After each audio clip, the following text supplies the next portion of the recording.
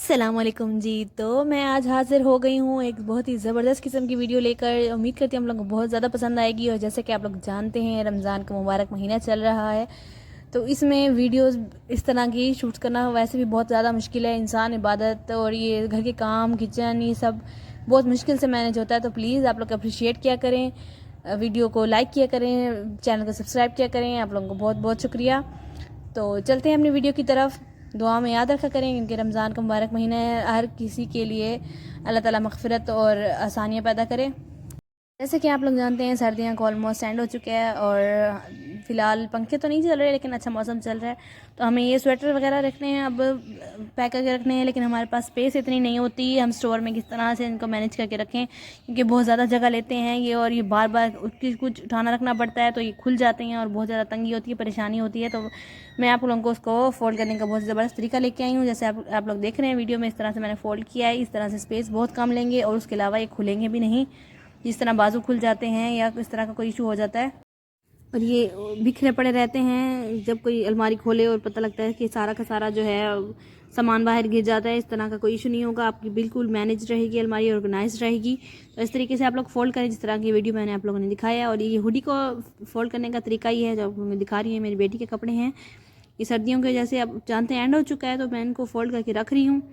तो ये पूरा सेट था इस तरह, इसकी ट्राउज़र भी है। और ये पूरा सेट एक साथ में किस तरह रखूँगी कि जिससे इसके गुम भी नहीं होंगे, ना इसका इनर गुम होगा, ना इसका अपर और ना ही इसकी पैंट।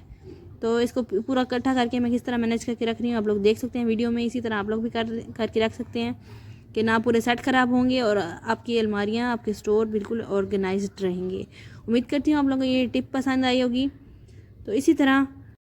तो इसी तरह मैं आप लोगों को और दिखाऊंगी कि मैं और अपने बच्चों के कपड़े किस तरह से ऑर्गेनाइज करके फोल्ड करके रखती हूँ आराम से। और ये मेरी बेटी की ट्राउज़र है। इसके साथ इशू ये था कि ये अक्सर जो है एक साइड इसके अंदर चली जाती थी और इसको निकालना बहुत मुश्किल हो जाता था और एक सिरा बाहर रह जाता था। तो ना ही ये पहनी जाती थी। ये एक दो हफ्ते तो इसी तरह पड़ी रही है। फिर मैंने इसका जुगाड़ यही निकाला कि मैंने इसकी नोट्स बाहर निकाल के ना इसकी जो रस्सी है उसको इक्वल करके फिर मैंने उसकी नोट्स लगा दी। और आप लोगों को मैं यहाँ पे दोबारा से लगा के दिखा रही हूँ कि मैंने किस तरह से लगाई थी। ये मेरी बेटी की पैंट है। इसका भी यही इशू है कि इसका एक जो सिरा है वो नीचे लटकता रहता है और दूसरा जो है बहुत ही छोटा ऊपर नीचे हो जाता है। जितनी मर्जी बार सेट करूँ, थोड़ी थोड़ी देर बाद यही काम होता है।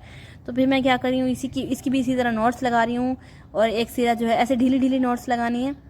एक सिरा जो है एक सिरा दाएं वाला बाएं वाली गिरा से निकालना है और बाएं वाली का सिरा दाएं वाली गिरा से निकालना है।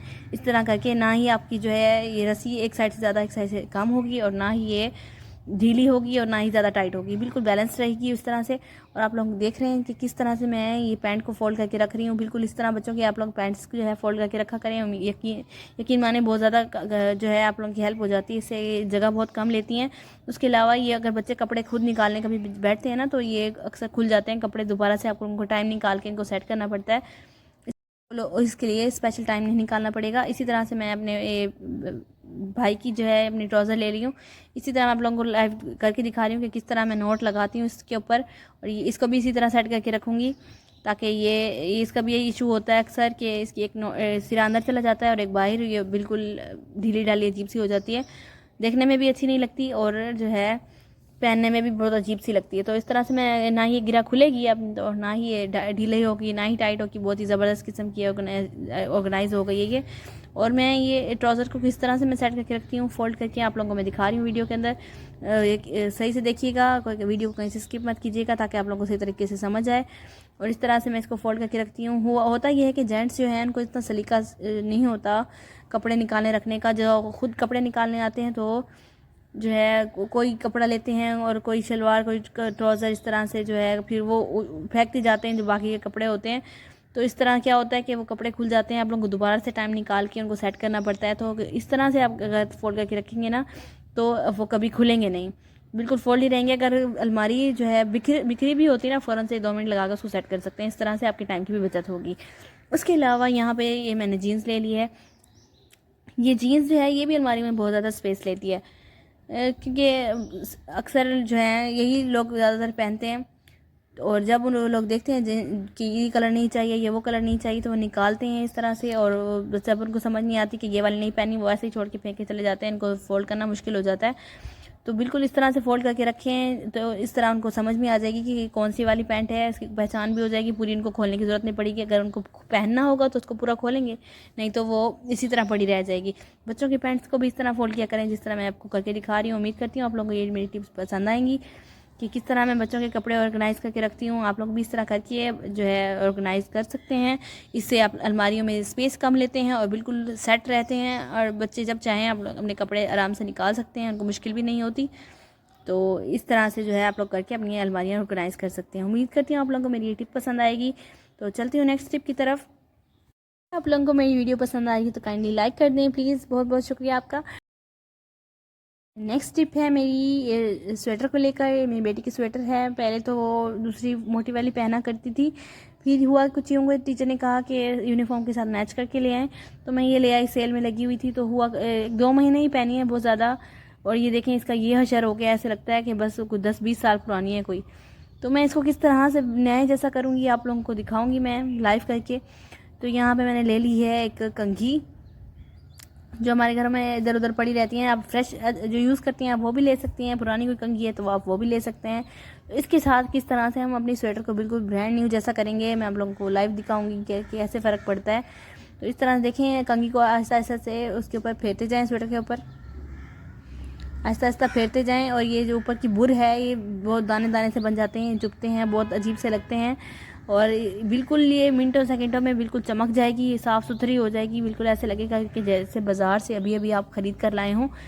तो इस तरह करते हैं मैंने इस तरह से एक बाजू की जो है मैंने इस तरह क्लीन कर ली है। तो मैं दूसरा बाजू रख के आप लोगों को इसके साथ फ़र्क दिखाऊंगी कि किस तरह से फ़र्क पड़ा है। तो ये देखें मैंने ये बाजू रखा है। आप लोगों को अगर इस तरह से समझ नहीं आ रही ना, मैं इसकी साइड चेंज करके आप लोगों को दिखा देती हूँ कि इस साइड पे बुर ज़्यादा है। ये देखें इस कदर वो हमारी दूसरे वाला जो बाजू है बिल्कुल नीट एंड क्लीन हो चुका है, और ये वाला जो है इसके ऊपर अभी कितनी ज़्यादा बुर बाकी है। तो है ना बहुत ज़बरदस्त किस्म का आइडिया। तो मैं इसी तरह दूसरे बाजू का और पूरी स्वेटर में से सारी बुर निकाल दूंगी, और ये देखें कितनी ज़्यादा बुरी नहीं सिर्फ बाजू से निकल गई है, अभी स्वेटर रहती है। तो मैं इसी तरह से सारी क्लीन कर लिया मैंने। तो है ना ये बहुत ज़बरदस्त टिप। तो इसी तरह से आप भी अपने तमाम स्वेटर्स को नीट एंड क्लीन करके रख सकते हैं। तो चलते हैं नेक्स्ट टिप की तरफ। नेक्स्ट टिप मेरी डब्बी को लेकर है, रिसीवर की जो डब्बी होती है रिमोट। तो अक्सर क्या करते हैं बच्चे जो है यूज़ करते हैं जिन घरों में, तो उठा उठा के इधर फेंक, इधर कभी इधर फेंक, गिरने की वजह से बिल्कुल ऐसे डैमेज हो जाती है। तो कोशिश किया करें आप डुप्लीकेट लेके रख लिया करें, इसको ज़्यादा यूज़ ना किया करें क्योंकि ये मिलती नहीं है आसानी से। तो बस यहाँ पे मैं इस तरह से इसको सेव करके रख रही हूँ, फिर जब मेरा बाजार चक्कर लगेगा तो डुप्लीकेट ले आऊँगी। तो ये जो है आसानी से मिलती भी नहीं है, और अगर कहीं से मिल भी जाए तो बहुत ज़्यादा महंगी होती हैं, और उस तरह से वर्क भी नहीं करती जिस तरह ओरिजिनल के साथ वो वर्क करती हैं। तो बस मैं यहाँ पे जो है टेप कर रही हूँ इसको, ताकि इसके सेल वगैरह बार बार ना निकले। जब भी ये गिरती है इसका सेल निकल के कहाँ, और ये 3-4 टुकड़े इसके हो जाते हैं। तो मैं इसको अच्छे तरह से सेव करके रख रही हूँ। इस तरह से आप भी अपनी डब्बियों को महफूज करके रखा करें। टीवी तो हर घर में चलते हैं, और ये आसानी से जो है इससे पैसों की बचत हो सकती है आप लोग इस तरह के काम करके। तो मैंने यहाँ पे शॉपर ले लिया है, इसको पहले से ही फटा हुआ था, ये तो हर घर में शॉपर मौजूद होते हैं। इस तरह से रख के जिस तरह मैं सिक्योर कर रही हूँ इसको, टेप वगैरह करके अच्छे से बिल्कुल महफूज करी हूँ। अगर ये गिर भी जाए तो इसको जो है डैमेज नहीं होगी ये, और जब मेरा बाजार चक्कर लगे तो मैं वो ले आऊँगी, तो इसको मैं साइड पे कर दूँगी। फ़िलहाल इस यूज़ के लिए मैं इस तरह से कर रही हूँ। इसके ऊपर से जो है थोड़ा सा कट लगा दूँगी ताकि इसका सेंसर सही से काम करे। तो आप लोग भी इस तरह किया करें ताकि आप लोगों के पैसों की बचत हो सके। तो उम्मीद करती हूँ आप लोगों को मेरी टिप भी पसंद आएंगी। चलते हैं नेक्स्ट टिप की तरफ। यहाँ पे मैंने सिलाई का डब्बा ले लिया है। सिलाई तो हर घर में होती है, मशीन भी होती है, वो कुछ लोग खुद घर में सिलाइयाँ कराएं। और आजकल जो है आप लोग अब जानते हैं AI का दौर है। यहाँ पे आजकल लोगों की आई साइट बहुत ज़्यादा वीक है, और ये होता ही है कि जब वो नलकी धागा डालने लगते हैं तो उनको धागा नज़र ही नहीं आता, या धागा इस तरह से उलझ चुका होता है। धागे आपस में रखते हैं ना, तो इस तरह से उलझ जाते हैं कि बहुत ज़्यादा धागा वेस्ट हो जाता है हमारा। तो आप लोग किस तरह से अपने पैसों की बचत कर सकते हैं, इस तरह के आप थोड़ी सी नलकी कोई जो नलकियाँ आप लोगों के पास जितनी हैं सब निकाल के उनको थोड़ा सा जो ऊपर गत्ता होता है इसके ऊपर थोड़ा थोड़ा कट लगाते जाएं, और इसके अंदर जो है धागा फंसा दें जो इसका एंडिंग पॉइंट होता है, ताकि वो दूसरे धागे के साथ उलझे भी ना, और जब आप यूज़ करने लगें तो आपको बिल्कुल आसानी से उसका सिरा मिल जाए। तो इस तरह से मैं तमाम नलकियाँ करके रख लूँगी। आप लोग भी इस तरह से ऑर्गेनाइज़ करके रख सकते हैं अपने सिलाई के डब्बे को। तो उम्मीद करती हूँ आप लोग को मेरी ये टिप भी पसंद आएगी। चलते हैं नेक्स्ट टिप की तरफ। जिस घर में बच्चे स्कूलों में जाते हैं उनको अक्सर ये होता है कि जुएं पड़ जाती हैं। इसमें कोई शर्म की बात नहीं है, हर किसी को ही पड़ जाती हैं। छोटे बच्चे जो साथ में खेलते हैं, मिट्टी वगैरह में खेलते हैं, कूदते हैं, साथ एंजॉय करते हैं, सर सर मिलता है जब बच्चियों का या बच्चों का, उनके सर में जुएं पड़ जाती हैं। हर तरह के बच्चे होते हैं स्कूलों में। तो किस तरह से आप लोग अपने बच्चों का सर 2 मिनटों में जो है साफ़ सुथरा कर सकते हैं। यहाँ पे देखिए मैंने धागा ले लिया है। धागे की मदद से बिल्कुल आप लोग बच्चों का सर जो है साफ़ सुथरा हो जाएगा। कोई गंदगी, कोई मैल, कोई मिट्टी सर में बाकी नहीं रह जाएगी। कोई जुएं वगैरह, कोई लीखें, कुछ भी नहीं रहेगा। आप लोग बिल्कुल आसानी के साथ साफ़ कर सकते हैं। और इस तरह अपनी बारीक कंघी जो है जुओं वाली ले लें और उसके ऊपर धागा जो है इस तरह से, जिस तरह मैं बांध रही हूँ, आप लोग देख रहे हैं वीडियो में, इस तरह से 3 4 5 जितने धंधे हो सकें छोड़ते जाएं और इस तरह से आगे पीछे फोल्ड इसको निकालते जाएं और डालते जाएं। इस तरह से पूरी कंघी को करने के बाद इसको इसी तरह रिवर्स भी लेकर आना है और जो स्पेस बाकी रह गई है उसको उल्टा करके फिल करना है। और इस कंघी को जब हम यूज़ करेंगे, इसके साथ आपके बच्चों के जो सर में जुएं हैं, लिखे हैं या कोई मिट्टी, कोई गंदगी है, वो बिल्कुल आसानी के साथ निकल जाएगी सिर्फ एक धागे की मदद से। उम्मीद करती हूँ आप लोगों को ये टिप भी पसंद आ रही होगी। है तो वैसे बहुत छोटी सी टिप, लेकिन ये बहुत काम किया है। हमारे बड़े बुजुर्ग इसी तरह जो है सर साफ़ किया करते थे, तो ये बहुत ही ज़बरदस्त टिप है। मैं भी इसी तरह करती हूँ, आप लोग भी इस तरह कर सकते हैं। अभी तक आप लोग मेरी वीडियो देख रहे हैं तो प्लीज़ लाइक कर दें और मेरे चैनल को सब्सक्राइब करके जाइएगा। अल्लाह हाफिज़।